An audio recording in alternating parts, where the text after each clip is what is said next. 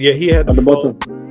Oh, there he is. Okay. Tar, you there? Yeah, True Breeze, what's going on? Yeah, Sorry about that. Go ahead, bro. I was just sitting here listening, man. I had woke up not too long ago because I'm doing my own thing over here. I'm trying to stick to a particular type of time frame, and I just happened to get up and I seen that y'all was on, and we was kind of talking about this last time I was on your show. I told you I had like 10 videos on my YouTube that dealt with the historical Jesus as was actually Cleopatra's son, Caesarion Ptolemy, and that Flavius Piso and them created the Jesus narrative from what was going on with Cleopatra and them. So if you kind of dig into that.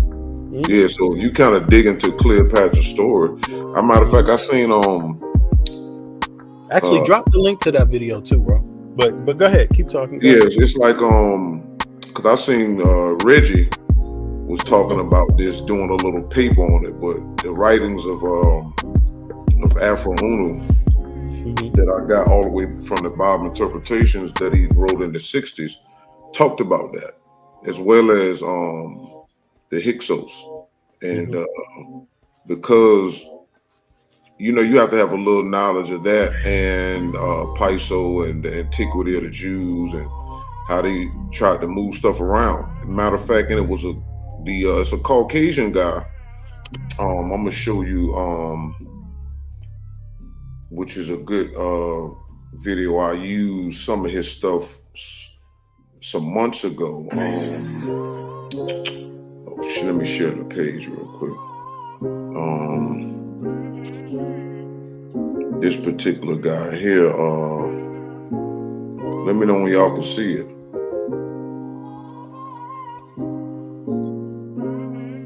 Yeah, I can see it. Go ahead. Yeah, this is a video I had ran up on some months ago with Ralph Ellis in the park.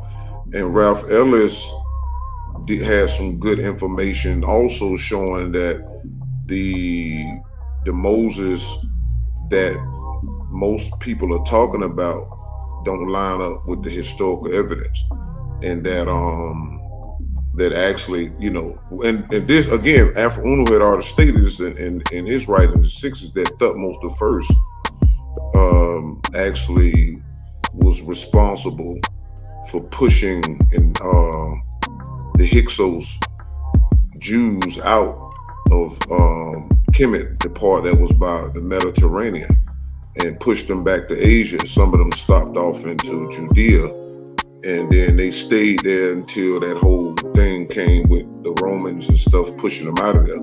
So they don't understand that, and they took the Exodus story, because like if you watch this whole video when y'all get a chance, he breaks all that stuff down, because Matheno and also mixing the two times that the Hyksos came into Kemet.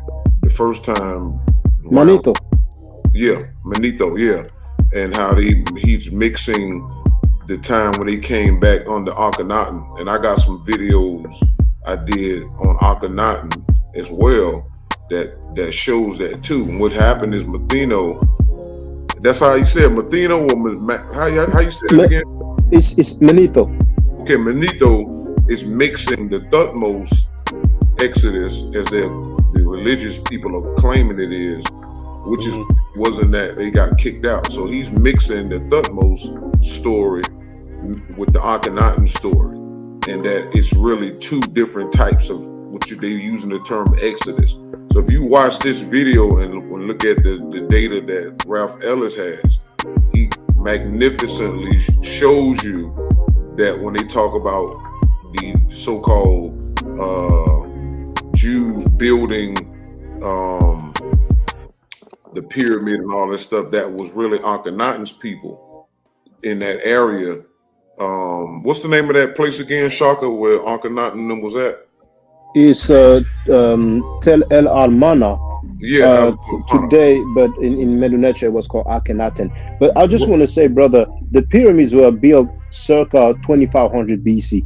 So the so-called Hebrews were not even in Egypt. That was way before. But go ahead, brother. Right, of course, and they totally agree. And he was just showing that the area that Almana was, that's the place that Akhenaten was pushed at, because he was trying to rule while his father was still in power, and then he wanted to bring back like an old way of Kemet, and so he got pushed to that area. And that place, Almana, is actually was him forcing his people to build in the sun and all that stuff, and that's what that was. But the Jewish writers mixed it, and they basically was pimping the story. But that's Akhenaten's folks that was building Almana, and they just mixed that, and then the Jews wrote themselves into that situation and say that that was them, and it wasn't.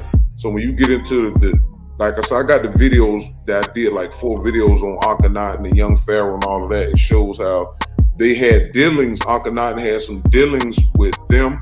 I did a little research and found out that some of the Irish was around that time, and I think the Irish named Ireland after one of Akhenaten's daughters. It's a whole lot of other information that they keep out. And you know what, Tom? Sorry, you just reminded me of something, because you discuss this all the time. And it's another convo. It's about immigrants, immigration in America. And that's a political issue, right? Well, this is a political issue, right? Back in that time, the exiling of people, right? It's not just a religious thing, right? It would have to then be viewed as political, even if you believe, especially if you believe it. Yeah, just like, sorry, just want to say that quickly. Back to the sister's question, while we're talking about what took place thousands of years ago, we all know that a lot of people have been talking about what's going on in Gaza, and that is because what purportedly or allegedly took place thousands of years ago, and that caused a direct war. Now, you can imagine what will happen if some Hebrews decide to, take action based on their belief. But I'll leave it there. Right, and again, to add on to what Shaka was saying, people got to equal stand that when Thutmose the first all the way up to the third, because they kept his rule going to keep them out of Kemet as much as they could.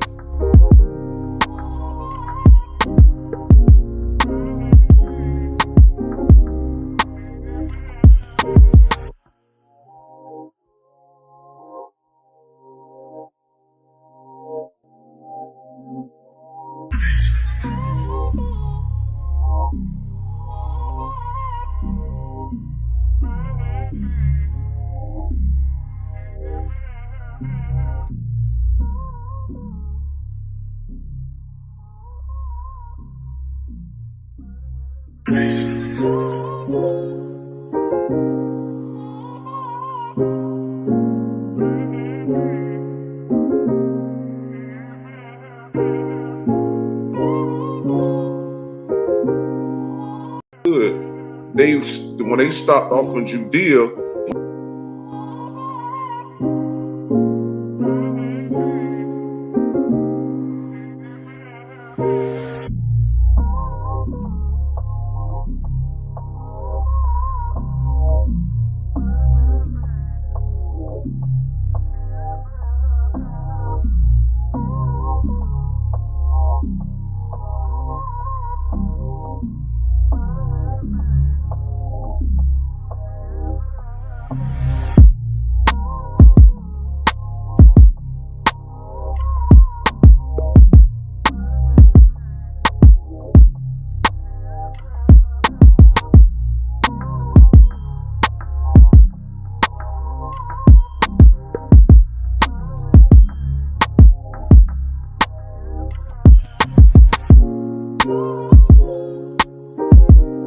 you count from Judea forward, this is what the Bible and the spell that it used in the editing of the history is making people believe that the Jews were there 3,000 years ago, which is true, but they are not originally from there.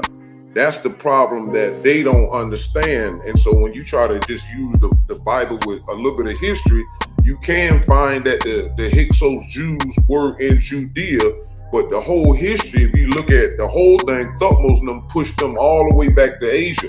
So the question then have to be refurbished and say, okay, well, they're not from Asia. The Caucasian race as a whole is from the Asian islands, and I got videos on that as well. So originally, they're not from Asia either. And this is what most people who follow the Bible to an extent, or they have a piece of the information, they're thinking that, okay, the Jews was there before the Palestinians. But then the other side of the argument is also is that the Palestinians still come from the Phoenicians, which they call them Arabs today. They part of that. And then a lot of our people who don't understand that, you know, I understand when you talk about spirituality, right, and metaphysics and the laws of the universe, they all intertwine. People, especially black people, keep forgetting that the Phoenician Arabs put us in slavery for like 1,000 years with Islam. And it's like they don't even think about that now. My heart goes out to anybody that's oppressed and being harmed and stuff like that. But the way karma works, you know, what your ancestors do, whether they're passed on or even present, can affect what happens to you or your descendants. So they just want to overlook 1,000 years of slavery, what they did to us coming into Africa. That's documented. So what about all of that? So sometimes you have to look at it from that point. And again, we have to, I understand what the sister is saying. You have to have we having a conversation about what took place, and it's not biased, and everybody can say like Shaka, I love that all the time with Shaka said, well, I don't know everything, but this is what I do know. And what happened is what we're doing is having a discussion to bring out other information that those who get all of the attention for debating, they don't never bring in new information in that part of the argument, because it's like they slighten it to fit their narrative of pro-black and all this stuff that they have on these other platforms like Frank and them. We are having a conversation that people can come back and do some research and then try to find out what they need to do. We don't have these discussions to keep regurgitating and arguing with each other like they do on these other platforms. But exactly. Right. You see what I'm saying? So and we give them an opportunity. There's an opportunity as also, sorry to cut you, Ty, there's opportunity as well for them to come up and show evidence and to prove what they're saying is correct. Right. Mm-hmm. And I got something I wanted to play. But, go ahead. I said none of us are afraid to say what we don't know. If we don't know it, I think everybody up here say, look, we don't know.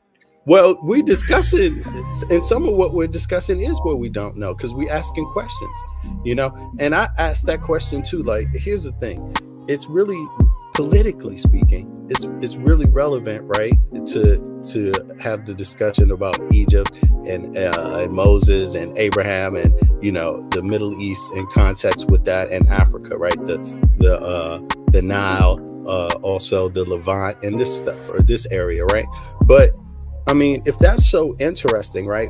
I can't figure out why it wouldn't be just as important to figure out what happened to all those black people that lived in the Levant for 60,000 years, they say, right?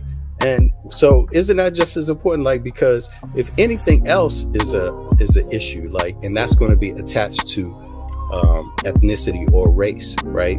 Like these religions are, you can hear it every day. This is what they're talking about. The same issue that goes on in Israel, Palestine is about who's really from there, right? Who's the immigrant and who's the indigenous population, right? It's the same conversation. Okay, well, what happened to all the black people that science says lived there? Because we'll never know if it's 60,000 years ago. We'll never know what happened to them because we have no writing. Yeah, of course, but there's no record. But if we think about that they were there and that something did happen, that in itself should be a good enough point to establish where we could discuss all the other things become free and fair. It doesn't become so personal then, because we already have established the base underline is that Black people were there. They've been there. African people have been there in that region prior to these other events, which we call like Kemet, which we call the Abrahamic religions. I mean, according to their own time frames, right? Mm-hmm. So my question is, that's what I'm saying. I don't know, but my question is, that should be our job as a community. Like, what happened to those Black people? Because we'll never know, brother. There's no record. 60,000 years ago, there's no record. Always record. That's why we have things. That's why we have Lords of London. We have all kinds of medical histories. The things in America are owned by specific groups of people, even the world. But in America, it's more documented, like the Rothschild. They own majority of the colleges, hospitals, major corporations, and banks. So they keep a record. Wells Fargo, they teach you when you go to Wells Fargo. Before it was Wells Fargo, it was, they teach you Wachovia.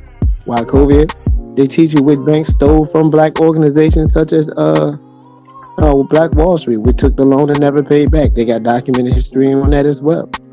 They also have documented history on how much they sold land to the Native Americans and Black Frenchmen that were here that was integrated with the Native Americans.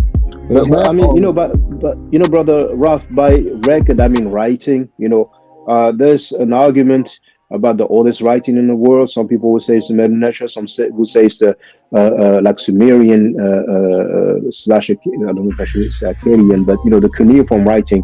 Beyond that, we I don't think we are aware of any other written language. So 60,000 years ago, to my knowledge, there's no record of writing.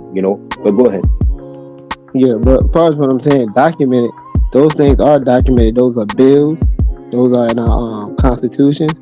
Those are in our treaties, which are all. No, I mean 60,000 years ago. As far as 60,000 years ago, well, there probably would never be those type of documents there. It will only be trace of cultural history, and if it doesn't line up with Norway, Nordic history, or I would say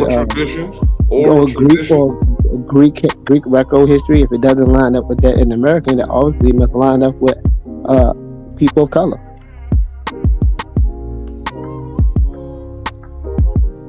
All right, let me just go to a trivia question, just to lighten it up a little bit. I mean, unless Tar, you want to continue? Yeah, because I had something I wanted to throw on the Hebrew thing that y'all was discussing earlier. I just had to find it real quick. It's just a couple of minutes. It's a video that I did. Okay, that I wanted to just throw into the pot, and maybe people can later on add on, or maybe go do their own little research real quick. It's just a video that I did called Kemet Mystery Schools, Greeks in Genesis chapter 10, and it dealt with the with this particular topic. Just let me know when y'all can see that. Yeah, we can see it. Blow it up a little bit. All right, hold on. I did this like 8 months ago. Let me see. I think that should be big enough. Okay, there you go. It's big now? Yeah. Okay. Perfect. Okay, here we go. All right, you got Japheth, Ham, and Shem. So here you see me, I blocked in Ham and Canaan. As history records that the Black Phoenicians called themselves Canaanites, then why is Canaan put as the son of Ham? Canaan should be in place of Ham. This means tampering has been going on. Canaanites are mentioned 55 times in the Old Testament, from Genesis to Obadiah. This makes no sense, being the word Phoenician is in the Bible spelled slightly different. Yet the Bible editors wrote these two names as two different groups of people. Also, there's a land called Phoenicia or Phoenicia in the Bible as well. See, look here. Phoenician travels, right, around Europe and Africa, trade route. See, even over here. Uh, that's Lords of London. Let's see what Ham means in Hebrew. All right, so you go to here.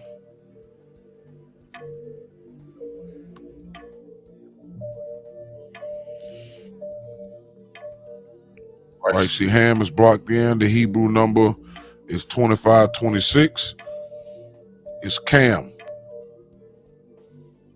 And Cam, a son of Noah, also his descendant, also a name for Egyptians. Original word, part of speech, proper name, masculine person, location, Cam or Calm.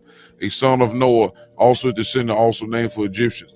It has been discussed in previous videos by Jutar Kena Unanupu called Who Were the Hyksos, posted 1/20/2023. And Michael Tessarion, Astrotheology and Noon Science, Part 1, posted 1/14/2023. These videos go into the Phoenician and Hyksos Jews and Caucasians connection in general. We must equal stand that in America that the word black has been used negatively in American culture as well as Caucasian legal systems here and in European law, especially according to Black's Law Dictionary, where black, death, and color are used to state individuals that use these terms are considered human or a live person. This is true in Caucasians law because their ancestors were born without blackness or melanin and therefore could not withstand the light of the sun. Ghost is conscious gas which has less various gases in it than 6-ether. Therefore, ghost is a weaker gas combination than 6-ether, just as 6-ether is weaker than 9-ether.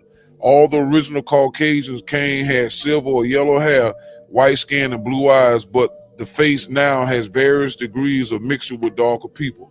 Bible Interpretation Explanation, Book 2, number 110 in part, 1968.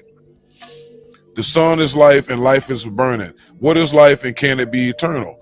A living being gets his life from his parents. The parents of a living being is his personal creator, nature, and nature is impersonal creator. A living being is in the image and likeness of his mother and father. The parents of a living being is his creator by help and laws of nature. A child's life is inherited from his parents and is spontaneous. The father and mother of a child or any living being giving up part of their lives through the sex act, and this is how the child gets his life. The father supplies the blood through the sex act, and the mother supplies the bones and flesh through the gestation period by the laws of nature and its inherent and spontaneous powers. Life is a burning, and all life is a burning, including the life of vegetation. In people, the burning takes place in the lungs and blood. A person inhales oxygen and exhales carbon dioxide.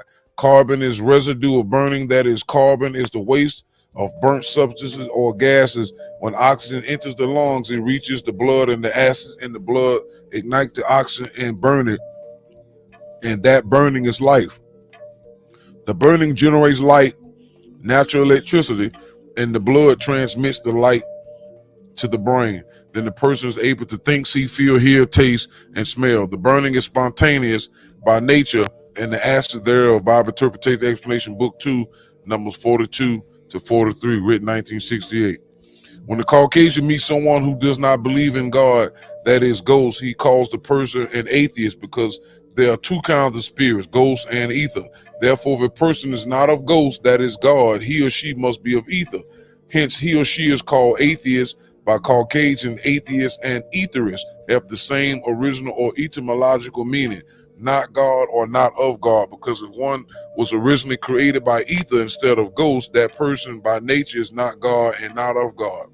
A person originally created by ether can and most likely will become of God and created by God mentally during the cycle of God, the moon cycle, which was the cycle that started 6,000 years ago in the year 4038 BC and ended 1962 February 5th, but we're still in the thrones of it at right now. So remember, the gods that created or extracted the Caucasian out of the Hindus was the moon god Thoth, Tahuti Hermes, the earth god Geb, and ghost god or the underworld god Osiris.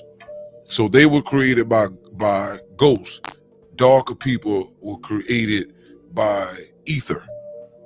All right. The beginning letter of ether was a instead of E in ancient times. Amenubi Rakapata is able to distinguish between that which is for Ethiopian and that which is against him and her. Ghost God, the spirit of Caucasian, represent death for Ethiopians and is there and thereby against Ethiopians. Ether, the spirit of Ethiopians, represent life, and of course, life and death are opposites, just as Ethiopians and Caucasians are opposites. Moreover, death is an enemy of life, just as the Caucasian is the enemy of the Ethiopian. Bible Interpretation and Explanation Booklet 2, number 12, written 1968. The Ethiopian got its name from the root word ether, which means burning like life and black like vacuum, the perfect existence, physical and visible like sunshine, the suns themselves, fire, heat, electricity, natural universe, ether, and even life itself, because life is a burning or black like vacuum, and this is why these energies turn persons and things black whenever they come in contact with these powers long enough. Let it be remembered, always let it be known. Introduction to the Nature of Nature, book 1, page 63 in part. Now that you know what life ether is, you should see why we, the 9 orbs ENIAC, calls our nephew Amenubi Rakapata Afro Uno in 1967 to 68 to define the whole black kinky hair race as the Ethiopian race, to scientifically define and separate you from other darker straight-haired or curly-haired humans. Here's more source proof outside of noon science about this word Ethiopia and its roots. All right. The name Ethiopian summary,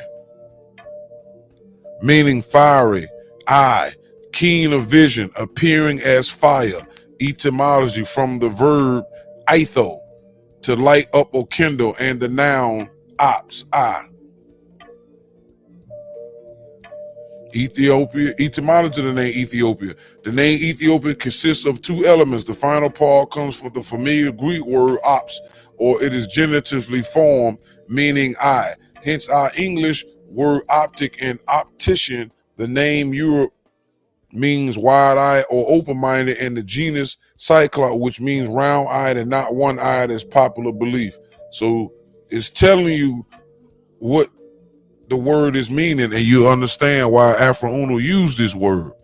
The first part of the name Ethiopia is thought to have derived from the verb aetho, meaning to light up or kindle. This verb is fairly common, but neither it nor the following words are used in the Bible. The related adjectives aethos means shining or blazing, and aethops containing ops, meaning fiery looking or sparkling. The later word is also used metaphorically in the sense of fiery or keen, for instance, by the ancient Greek. All right, so when you start talking about fire and ether in the word Ethiopian, because our ancestors existed when the earth was just new and fresh and the temperature was hella hot. For more information on the temperatures, go back into my videos. You're gonna see two videos called The Temperatures of Nature, that deals with the climate of our planet, which was way hotter at this point. And remember, life is a burning, so the hotter something is, the more life it is. That's why they got people scared religiously of hell, not knowing that fire and burning, you need life and heat and electricity. If there's no heat, there's no life. So stop believing the stuff about people talking about hell. They mixing up ancient religious texts or out of date books that was misconstrued on purpose, and also there are underworld things going on under the surface of the ground that would be considered hellish, meaning and scary. You understand? Not in heat. Ethiopia, Latin, Ethiopia from Greek, Ethiopia from Aethiops. The native name is represented by Abyssinia.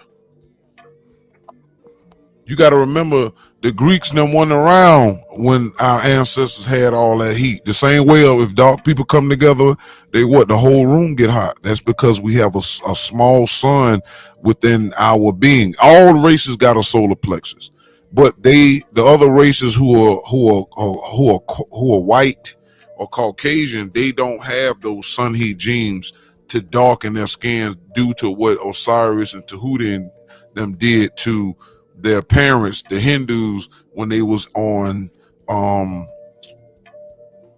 when they was in the Gulf of Aden, where they was over there, and how their whole diet was used by the Tibetan monks to alter their genetics and epigenetics that cause certain gene factors, switches to cut off, and one of those was not being able to become cooked, and therefore their melanin factors was switched off, and they came out albino. Simple.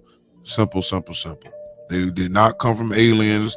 They didn't get genetically modified by ETs. They were genetically modified by Tahuti, which is a spirit from the mental part of the moon, an original god, Osiris, who is not original, who came upon the planet from the sun 6,063 years ago. Okay, and Gaia, which is the masculine form of the planet Earth that we call Girtha, right? That part Jipu, that also again gave the Tibetan monks the know-how of what to use in the diet to cause that whole Adam and Eve scenario. All right. Sorry to keep going on about that. All right. Ethiop, 14th century from late Ethiops. Ethiopian Negro from Greek. Ethiops, long supposed in popular etymology to be from what? Athean, what? To burn. Face. Compare Ethiops. Look. Fiery looking. Later, sunburned. See, remember, they get knowledge that was way gone by the time they came on the scene. So they thought, and there's nothing wrong with it. Some people will say, "Oh, this was disrespectful to say," like Egypt is from the Greek word Egyptos, meaning burnt face or land of the burnt faces. We were burned from the heat in our genes millions of years ago. Just like the other races who had lesser burning from their solar plexus in their genes, they wasn't as dark as us. But the darkest races on the planet is the African race and the Phoenician race, because we came from our ancestors who were directly walking fire furnaces in a hot climate, and they procreated us, and we inherited their sun heat genes. And then when the Phoenician race was being brought into play, Jupiter, which is a sun herself, put her heat into the ground for the Phoenician race. That's why she's called the Most High to the Phoenician, or to mankind in general. All right. Ethiopian, inhabitants of Ethiopia, mid 13th century, from Old French, Ethiop and iron as an adjective from 1680. Earlier adjective was Ethiopic. Middle English also. Harwa, Ethiopian from Old English, literally sun worshiper. Because we were sons, walking sons. It is written that the Jews are descendants of Shem and that Abraham was their father. This is true in the sense that Shem is the East Indian people, and that Ham is the Phoenician people, and the Jews were extracted by the moon god from the East Indian and Phoenician peoples. The words Jew and Hebrew are confused to some people because many people think they are the same in meaning. No people can be true Jews or true Christians by nature, but Caucasians. Please refer to a video I did a couple of weeks ago called True Christians. It goes into that. The word Jew is short for Greek, or a short combination of the words Greek and Hebrew. The word Hebrew means star worshiper of black, because the original Hebrews were star worshipers, and the surface of the true stars are black in color. So again, sun worshiper, Ethiopian. All right. And the truth of the matter is, we were being worshipped because we were the strongest terrestrial force on the planet, because we literally came from our ancestors who literally came from the earth in her egg form, and before that the sun, and before that when we grew the universe in ether form, which is fire. All right. Listen to that song Ether by Nas. He'll tell you ether is that make you burn slow. Ether burns. Just like when you drink alcohol or liquor, it has a certain amount of ethanol in it. That ether is what that burn your chest. All right. However, the Jews adopted the term Hebrew because they are derivatives of those East Indians and Phoenicians who were Hebrews. Therefore, when the terms Hebrew and Jew are used in the Bible, most people think they mean the Caucasian of Judaism. In some cases, yes, in some cases, no. Hebrew is a variant of the word Gebre, sometimes spelled Gebre. A Gebre is a fire worshiper. You can see the word Ray at the end because Geb, right? It is the root word to Gabriel.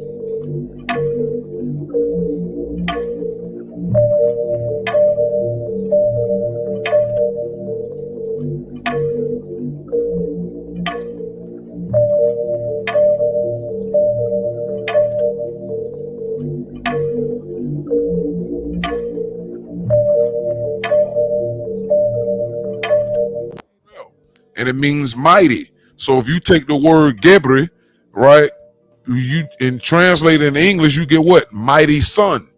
So Gebri, another, is a mighty son. A fire worshiper, or people that worship fire. A true star is fire ether. Fire, the sun of our solar system, is the one of the true stars. There were Ethiopians who were Hebrews too, meaning woolly-haired people who were Hebrews. However, since the Jews have possessed the term Hebrew for themselves, let them have it. Let us not try to reclaim it because the woolly-haired people among the other Hebrews were only being used anyway. Bible Interpretation Explanation, Book 2, Numbers 20 through 21, written 1968. The Phoenician race has always been closest to the Ethiopian race ever since mankind evolved and Ethiopians became identified with man. Closest of all the races because the Phoenician people represented the sun god for Leviathan, and Ethiopians are the strongest terrestrial sun forces by nature. And this means Phoenicians used to worship Ethiopians long before the Romans, Jews, and other Greeks did. Bible Interpretation Explanation, Book 2, number 80 in part, written 1968. Philosophically, Sabaism is and means true star worship and admiration of the true stars for being the visible creators of the universes, and these stars of the cosmos are the sons of the universe of nature. The original or primary Hebrews of antiquity maintained that true star of the universe and eternal nature are the growers and controlling gods of the cosmos. Introduction to the Nature, Book 1, page 11 in part. And again, this is why, because so I'm gonna stop that right there, because when we're having this conversation about Hebrew and all that, they mistaken it as people versus it being an action and it connecting to the stars, and like you have to know the words. That's why they made sure they didn't introduce certain words. When I was like studying Noon, when Afro mentioned Sabiism, you know what I'm saying, you have to study that. Sabiism is star worship, and that's a part of Noon, and this is why the Jews got a star on the front of their Bible.